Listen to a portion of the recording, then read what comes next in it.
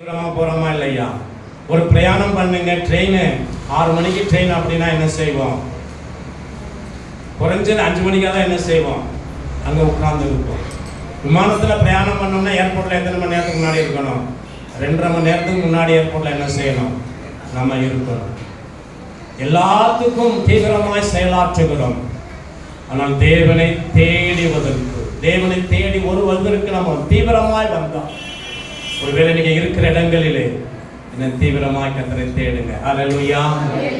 ஆண்டவர் உங்களோடு கூட பேசுவார். அவர் இயேசுவை கண்டார்கள். அல்லேலூயா.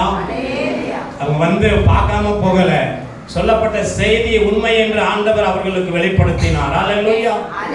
உங்களுக்கு எனக்கும் ஆண்டவர் சொல்லுகிற வார்த்தை ஒரு நாளும் பொய்யாய் போகாது. அது எல்லாம் உண்மையின் வார்த்தை. ஆம் என்று சொல்லுங்க. ஆம், ஆமென்.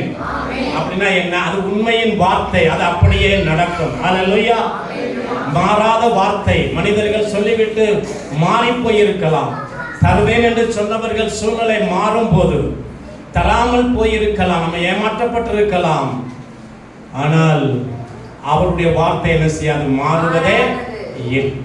அவரை தேடி வந்தார்கள், சொல்லப்பட்ட செய்தியை நம்பினார்கள், தீவிரமாய் ஓடி வந்தார்கள், தாமதப்படலை, மறுநாளைக்கு போக நினைக்கல, ஓடி வந்து பார்த்து இயேசு உலக இரட்சகரை கண்டார்கள்.